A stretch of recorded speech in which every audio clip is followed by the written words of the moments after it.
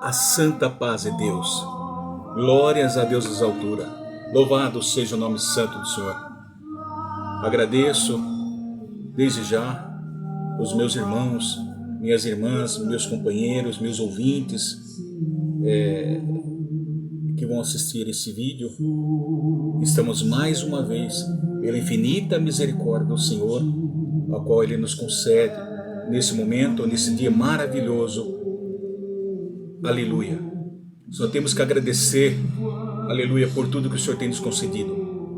E estamos aqui mais uma vez, dando início nesse canal. Tudo se fez novo, irmão. Meu irmão, meus companheiros que vão ouvir esta mensagem que o Senhor tem preparado para nós nesse dia. Amém? Glórias a Deus.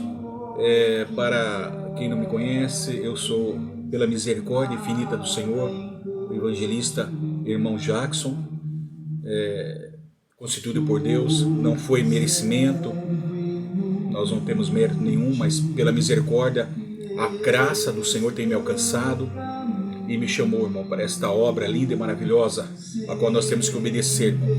Amém? Todavia, eu não posso fazer nada sem que do alto seja manifestado, seja revelado, e requer uma revelação especial de nosso Senhor e Salvador Jesus Cristo, pelo seu bom Espírito, irmão. Então nós estamos aqui nesse canal Tudo se Fez Novo, a qual Deus preparou para mim, para você, ouvinte deste canal, meu amigo, minha amiga, meus irmãos, todos aqueles quanto querem ouvir a palavra, todos aqueles quanto têm sede da palavra de Deus, amém? Porque o próprio Senhor Jesus, quem crê em mim, a palavra de Deus fala: quem crê em mim, beba da água da fonte da vida eterna. Quem crê em mim, rio de águas vivas fluirão do seu ventre. Quem tem sede, que venha a mim e beba. Quem crê em mim, rio de águas vivas fluirão do seu ventre. Ou seja, a eficácia do poder do Espírito Santo de Deus sobre as nossas vidas, irmão, para saciar a nossa sede espiritual, para matar a nossa sede espiritual. Por isso que o Senhor nos preparou, nos constituiu para presidir o Senhor, para evangelizar, para falar das bênçãos e maravilhas, para apregoar, né? Glórias a Deus. E nós estamos aqui, como tem, irmão, o culto evangelístico, o ensino da palavra, irmão de Deus, alcançando almas para o Senhor Jesus Cristo, expandindo o reino de Deus, né? E demonstrando o grande amor e poder de Deus para toda a humanidade, irmão. Glórias a Deus. Isaías 61. O Espírito do Senhor está sobre mim, porque o Senhor me ungiu o Senhor me ungiu para curar os quebrantados, né? Para curar os quebrantados. Me enviou-me para curar os quebrantados de coração. O Espírito do Senhor me ungiu, o Espírito do Senhor está sobre mim. O Espírito do Senhor está sobre mim, porque o Senhor me ungiu para pregar as boas novas, né? Me enviou-me para curar os quebrantados e a proclamar.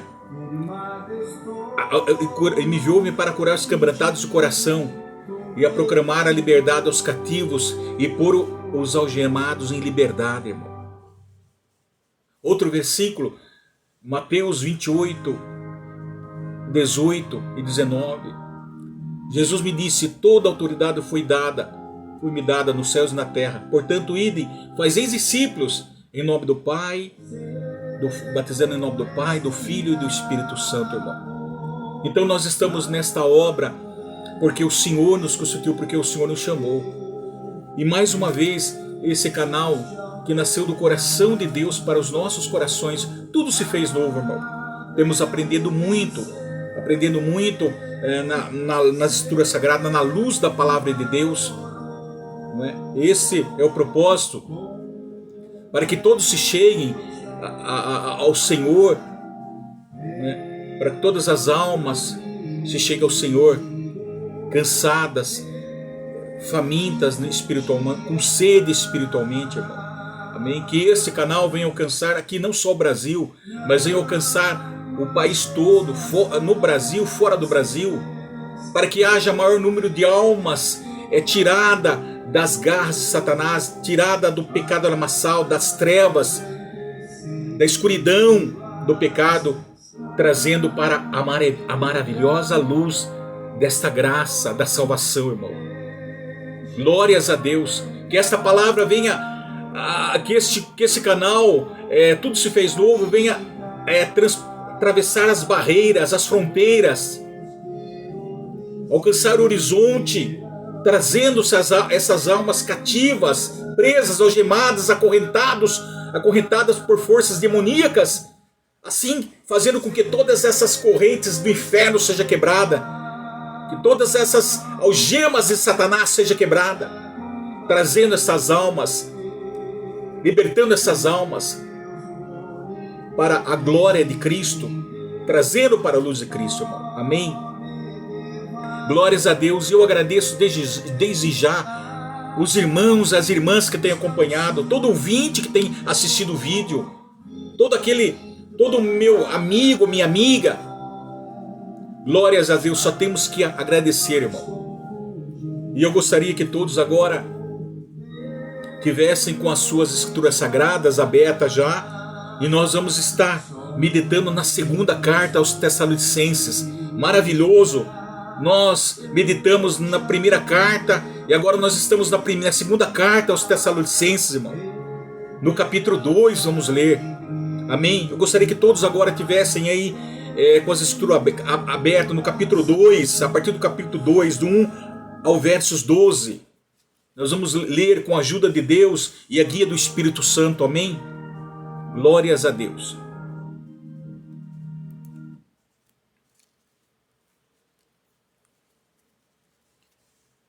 A vinda do Senhor, a revelação da apostasia ao homem da iniquidade. Irmão, no que diz respeito à vinda de nosso Senhor Jesus Cristo e a nossa reunião com Ele, nós vos exortamos, a que não vos demovais da vossa mente com facilidade, nem vos perturbeis, quer por espírito, quer por palavra, quer por espítula, como se procedesse de nós, supondo tenha chegado o dia do Senhor. Ninguém, de nenhum modo, vos engane, porque isso não acontecerá sem que primeiro venha a apostasia e seja revelado o homem da iniquidade, o filho da perdição, o qual se opõe e se levanta contra tudo que se chama Deus ou é objeto de culto, a ponto de assentar-se no santuário de Deus, ostentando-se como se fosse o próprio Deus. Não vos recordais de que, ainda convosco, eu costumava dizer-vos estas coisas? E agora, sabeis que o detém, para que ele seja revelado somente em ocasião própria. Com efeito, o mistério da iniquidade já opera, e aguarda somente que seja afastado aquele que agora o detém. Então, será, de fato, revelado o iníquo, a quem o Senhor Jesus matará com o sopro da sua boca e o destruirá pela manifestação da sua vinda.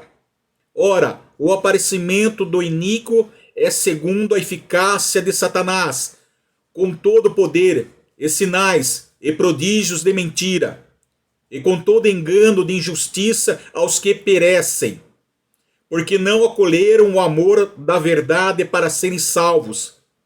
É por este motivo, pois que Deus lhe manda a operação do erro, para darem crédito à mentira, a fim de serem julgados todos quantos não deram crédito à verdade. Antes, pelo contrário, deleitaram-se com a injustiça. Amém. Glórias a Deus. Nós estamos falando sobre, meu caro amigo, minha amiga, meu irmão, sobre a vinda de nosso Senhor Jesus. Falamos sobre muito nas primeiras cartas de Tessalonicenses, como ele vinha, de que forma que ele vai vir, de como ele vai vir. Glórias a Deus. Sabemos que nós estamos vivendo nos últimos tempos. Glórias a Deus. Nós não podemos. A volta de nosso Senhor e Salvador Jesus, a parousia, o advento dele está tão perto que nós não podemos nem imaginar o quanto já está perto a vinda de nosso Senhor Jesus pelas manifestações que estão acontecendo. Glórias a Deus, em nossa volta, no mundo secular, nós podemos ver e notar as coisas caóticas que estão acontecendo, os desastres que estão acontecendo, as catástrofes que estão acontecendo. Glórias a Deus, irmão. E por isso que nós estamos aqui falando.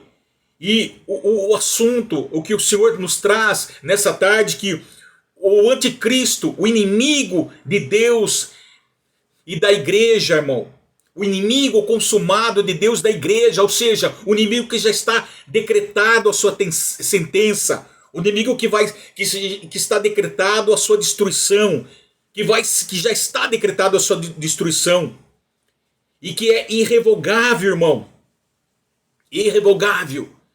Glórias a Deus. E nós vamos falar sobre isso.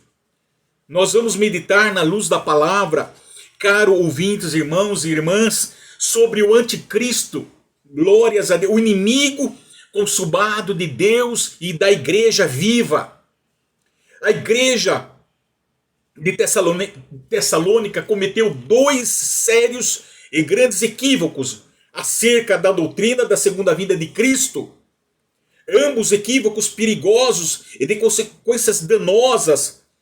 Portanto, ainda assim, havia preocupações lá, evidente, sobre atitude desequilibrada relacionada com a segunda vinda de Jesus. Lá em Tessalônica, havia esse desequilíbrio, esse mau entendimento.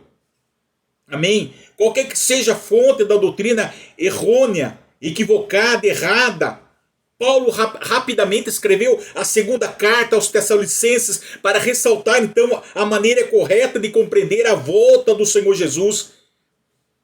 Esse dia Paulo esclarece na luz da palavra: não acontecerá até que determinados acontecimentos ocorram. E nós podemos observar em nossa volta os determinados acontecimentos, irmão, no tempo que nós estamos vivendo. Glórias a Deus. Precisamos abrir os nossos olhos espirituais e começar a compreender, glórias a Deus, aquilo que está acontecendo. O primeiro equívoco da igreja de Tessalonicense cometeu foi o equívoco de marcar datas quanto à segunda vinda de Cristo. Nós falamos isso. Você pode observar que eles estavam errados, ou seja, enredados, isto é, eles estavam envolvidos, imersos, entrelaçados por engano, por um equívoco, pensando que a vinda de Jesus Cristo já tinha acontecido. Nós podemos observar na igreja de Tessalonicenses, e por isso que Paulo escreve a segunda carta na tentativa de corrigir esses maus entendimentos, mal entendidos, essa forma de pensar. E eles então fixaram uma data, e na mente deles essa data já havia chegado. E de certa forma isso trouxe grandes transtornos, irmão. Grande transtorno, porque eles confundiram, interpretaram o ensino de Paulo de uma vinda súbita para uma vinda imediata, irmão.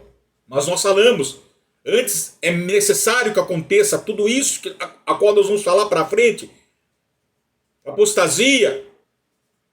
E quando Paulo ensinou que Cristo viria subitamente, eles pensaram, Cristo vem imediatamente. O problema dos crentes de Tessalônica era muito diferente daquele público para o qual Pedro escreveu, porque o público de Pedro fazia pergunta, quando será a promessa da segunda vinda? Desde que o mundo é mundo. Ele falava, nós já escutamos essa notícia de que ele veio, cadê que ele veio? Amém? E o público de Paulo em Tessalônica, que era diferente de Paulo, porque eles estavam, diferente que Pedro, porque eles estavam preocupados, na verdade, com a demora. Na verdade, o problema deles é que eles estavam crendo numa esmagadora iminência da segunda vinda de Jesus. Para eles, Jesus Cristo já tinha voltado. E eles estavam agora desesperados, né? Com relação aos que estavam doentes, os que morreram, estavam morrendo.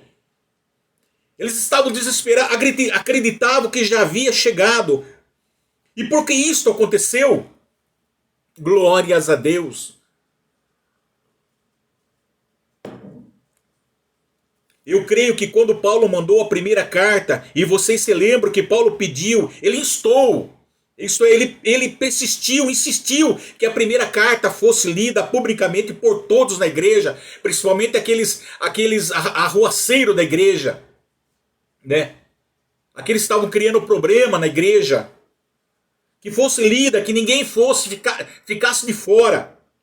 E nessa carta, Paulo estava respondendo duas questões: a situação dos mortos e a maneira de como Jesus haveria de vir como ladrão de noite. Nós já vimos isso, irmão. Viria como ladrão de noite. Dos mortos, porque os tessalonicenses estavam perplexos com a morte de pessoas amadas, e temendo perder a volta do Senhor Jesus, temendo que eles não teriam parte na salvação.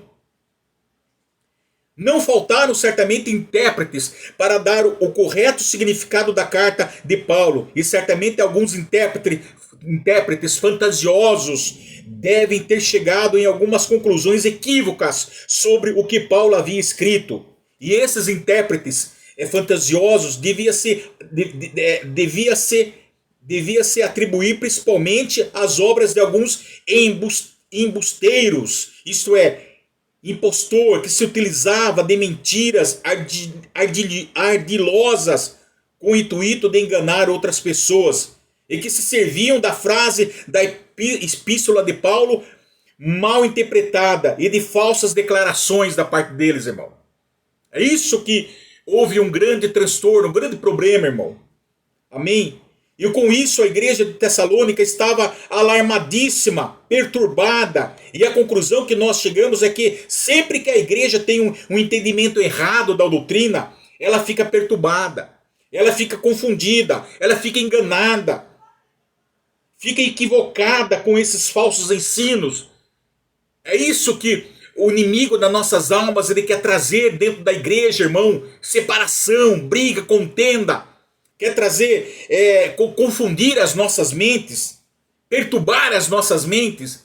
Mas quando nós estamos debaixo da doutrina, da sã palavra, da luz da sã palavra de Deus, e obedecemos aquilo o que está atestado, relatado por nosso Senhor e Salvador Jesus, então, irmão, nós não temos esse perigo, irmão. Quando nós temos esse crescimento, essa maturidade espiritual, adquirimos, de entendermos segundo a vontade do Espírito Santo sobre as nossas vidas e lermos, abrirmos a nossa mente, adquirir uma maturidade espiritual, crescer a nossa fé, lendo a palavra de Deus, porque a fé vem pelo ouvir a palavra de Deus, então não temos esse problema, irmão.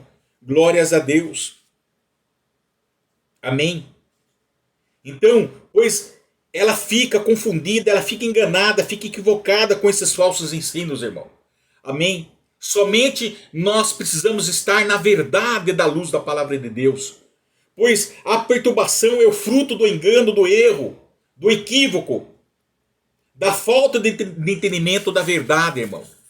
Da verdade, sempre Deus traz segurança e não confusão e não perturbação.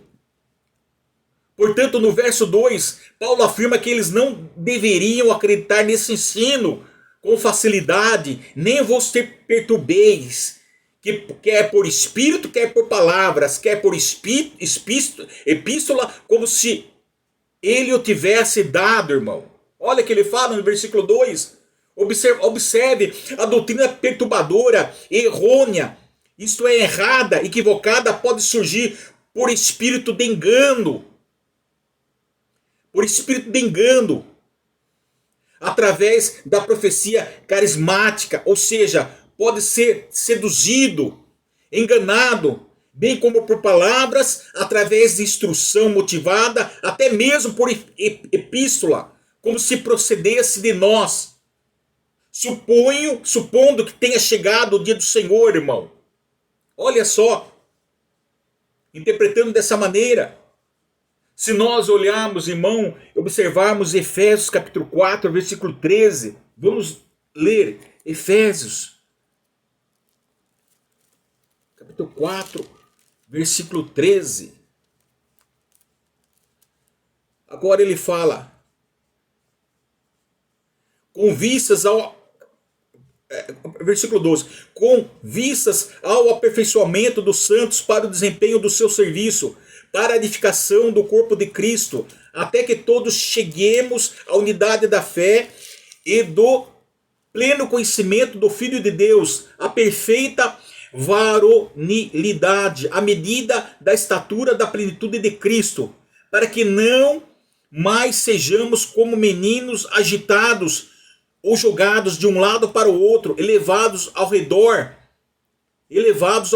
por todo o vento de doutrina, pela artimanha ou astúcia dos homens, pelas astúcias com que induzem ao erro. Amém? Esses homens, irmão, querem esses falsos ensinos, esses falsos profetas, querem nos induzir ao erro, irmão. Querem nos confundir, querem nos perturbar, querem nos separar da graça e da luz da palavra de Deus. Nós temos que prestar muita atenção, irmão.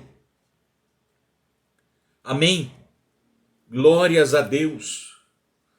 Segundo erro, irmão, da igreja de Tessalônica. O segundo equívoco, agora não é o equívoco de marcar datas, mas é o equívoco de não observar os sinais da segunda vinda de Cristo. Aquilo que nós estávamos falando no início. O segundo equívoco foi não observar os sinais, os acontecimentos. Porque quando o apóstolo Paulo estivera lá, já tinha pregado, já tinha ensinado sobre essa questão. Se nós olharmos em 1 Tessalonicenses capítulo 5, ele fala dessa questão, irmão, glórias a Deus. Meu caro amigo, minha cara amiga. Versículo 5. A vinda do Senhor é certa e repentina. Irmãos, capítulo 5, irmãos, relativamente aos tempos e às épocas, não há necessidade de que eu vos escreva, pois vós mesmos estáis inteirados com precisão de que o dia do Senhor vem como ladrão de noite. Quando andarem dizendo paz e segurança, eis que lhes sobrevirá repentina destruição, como vêm as dores de parto, a que está para dar à luz, e de nenhum modo escaparão. Paulo já havia anunciado. E agora Paulo vai dizer no versículo 3 que a vinda de Cristo, a volta de Jesus, não aconteceria sem que primeiro acontecesse dois sinais. Que sinais são esses? Uma grande apostasia, meu irmão. Já se fala da apostasia. E a manifestação do homem da iniquidade. Na parousia, a segunda vinda iminente de Jesus. Mas primeiro acontecerá esses dois eventos. Ainda precederá a volta de Jesus, irmão. Aí precederá a volta do Senhor Jesus, irmão. Amém? Observe com atenção que a segunda carta, o apóstolo Paulo estava corrigindo algo totalmente oposto com relação do mal entendido dos irmãos de Tessalônica, de que Jesus já havia chegado. Agora Paulo restaura o equilíbrio na igreja ao descrever alguns dos principais eventos que precederiam o dia do Senhor, em particular a apostasia e a manifestação do homem do pecado, irmão. Agora, o que significa a palavra apostasia? Aqui esta palavra apostasia tem como significado básico a palavra rebelião. Glórias a Deus. O termo grego traduzido por apostasia normalmente significa uma rebelião militar. Mas nas escrituras, a palavra aqui, que o apóstolo Paulo está falando na escritura, é usada para se referir à rebelião contra Deus. E o que o Paulo está ensinando no versículo 3, glórias a de nenhum modo vos engane. Nós lemos aqui.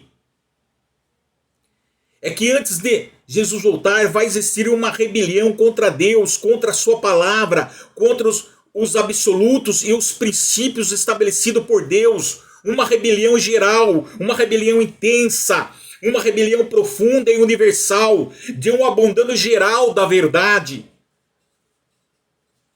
pela qual esta apostasia rebelde prepararia o caminho para o anticristo, de tal maneira que a segunda vinda de Jesus Cristo não virá antes dessa rebelião. E a verdade de Deus, irmão. Glórias a Deus. Virá antes dessa rebelião a verdade de Deus.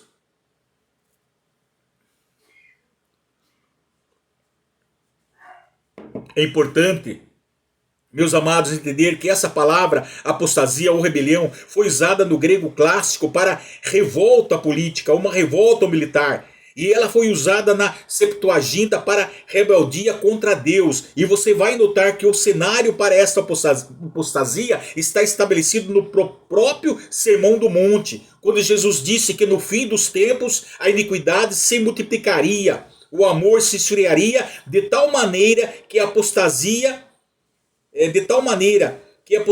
meus irmãos, implica tanto no abandono da verdade quanto num afastamento da moralidade, ou seja, quando a igreja abandona a verdade.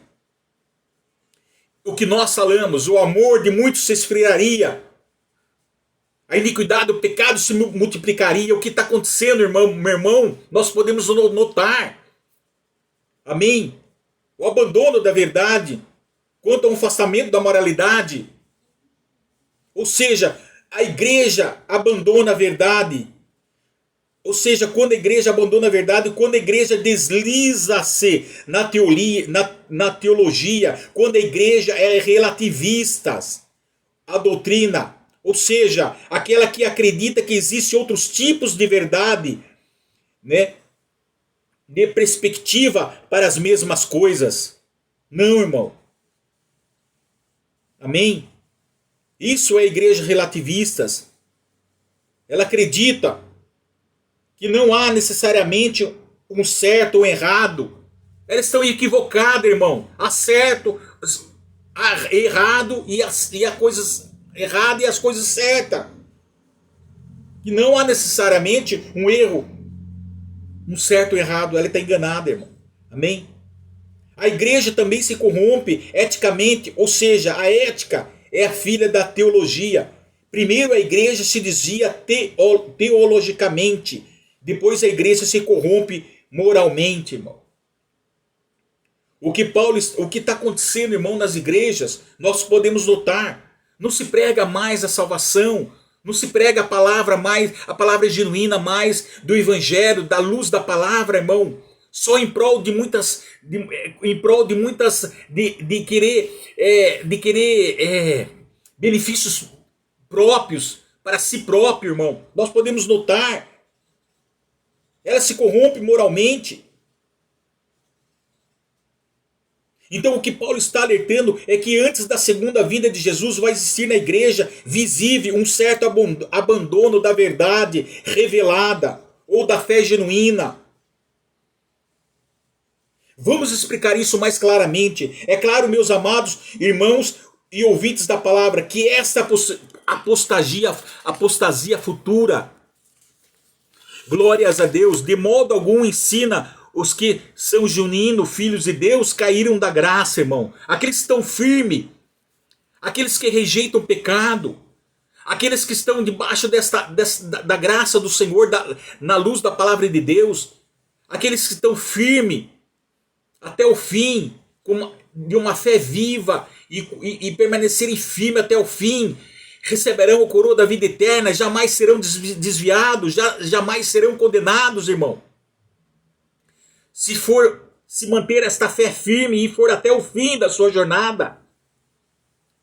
Amém? Os que são genuínos não podem cair de jeito nenhum da graça de Deus, não podem deixar de ser salvos de jeito nenhum. Isso pode significar uma pessoa salva, jamais pode ser uma pessoa apóstata. Aqueles que permanecem até o fim, sua fé é viva e obediência, e permanecer até o fim, irmão. Amém? Então, Em que sentido Paulo está falando de uma grande apostasia? Um grande abandono da fé junina, uma grande rebelião. Certamente o que o apóstolo Paulo está querendo nos ensinar é que a fé dos pais, a fé a qual os filhos adera por algum tempo, de uma maneira meramente formal, será afinal completamente abandonada por muitos dos filhos, irmão. Por muitos dos filhos. Por isso que nós temos que falar continuamente a palavra do Senhor. O próprio Deus ordenou para que Moisés ensinasse a palavra de Deus. Nós podemos ver lá em Números, em Deuteronômio, nós podemos ver que Moisés fale da palavra do Senhor aos seus filhos, ao deitar, ao levantar, nas horas das refeições, viajando, brincando, de toda forma, de toda maneira, de uma forma informal, irmão, de uma maneira informal, no momento certo, no tempo certo, com moderação e equilíbrio. Nós temos que falar continuamente a palavra do Senhor. Fala que Moisés, inculcarás a palavra do Senhor na testa, escreve nos umbrais da sua porta, escreve na testa, nas palmas das mãos dos seus filhos, nos umbrais das casas. Né? Ensinais a palavra do Senhor continuamente aos vossos filhos. Lembrai a palavra do Senhor, irmão. Ensinai. É por isso, irmão, que nós temos que meditar continuamente na palavra do Senhor, irmão. Amém. Afinal de contas, existe uma religiosidade, irmãos. Vocês lembraram da história do povo de Israel? Passou no deserto, entrou na terra prometida, e você se lembra que aquela geração que entrou na terra prometida, que tinha recebido o legado de seus pais, não conseguiu passar esse mesmo legado para os seus filhos. Então, de repente, aquela é a forma, aquela é formal que os filhos abraçaram. Foi completamente abandonada pela próxima geração, irmão. Aquele ensino formal. Amém? E isso vai nos tornar religioso, irmão. Nós não queremos nos tornar religioso. Não queremos se tornar religioso. Jesus não foi religioso. Nós temos que ler a palavra. Inculcarás a palavra do Senhor aos teus filhos, falará delas à noite e de dia. Todos os momentos, passará para as futuras gerações. Amém? Nós temos que, para não esquecer da palavra do Senhor, nós temos que ler e praticar a palavra do Senhor. Executar, praticar a palavra do Senhor. Nós temos que ler, entender e ter uma compreensão, pedir uma compreensão para que o Espírito Santo de Deus venha dar entendimento, para que você venha crescer na fé, adquire maturidade, para que você não venha se tornar um religioso, irmão. Amém? Então, é nesse sentido, Paulo está dizendo que vai existir uma rebelião ou apostasia, de repente na igreja visível, na igreja institucional. A verdade de Deus vai ser esquecida, abandonada, e o povo vai se rebelar. E é isso mesmo que nós estamos assistindo nos dias de hoje. Olha para a igreja ao redor do mundo, e o que vimos, um abandono da verdade. Nós podemos observar no Evangelho, no velho mundo, na Europa, na América, e sobretudo você vê o abandono da verdade pelo liberalismo. No novo mundo você vê o abandono pelo secularismo e pelo liberalismo. Quando você olha para a realidade brasileira e da América Latina, você vê um abandono da verdade pelo miticismo, pelo sincretismo. Nós podemos notar tudo isso. Nós estamos vivendo o apogeu de uma grande apostasia. O cenário está pronto e o palco está montado. E o segundo sinal que o apóstolo Paulo está dizendo é que a igreja de Tessalônica não estava percebendo o aparecimento do homem da iniquidade, ou seja, o movimento da apostasia chegará o seu apogeu quando o seu líder maior, o arqui-oponente de Deus, o homem da iniquidade, for revelada. Portanto, antes da segunda vinda de Cristo haverá uma grande defecção religiosa, isto é, abandono total, desaparecimento, falta Glórias a Deus, irmão. Nós podemos notar isso. Mateus 24, versículo 11, nós podemos ler.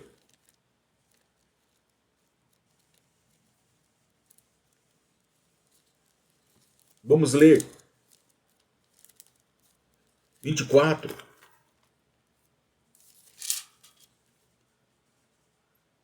Vamos partir do sermão profético, a partir do versículo 11. Levantar-se-ão muitos falsos profetas e enganarão a muitos. E por se multiplicarem de iniquidade, o amor se esfriará de quase todos. Olha, de quase todos, meus irmãos. Por isso que nós temos que ser vigilante, prudente. Meditarmos na luz da sua palavra, para não sermos enganados.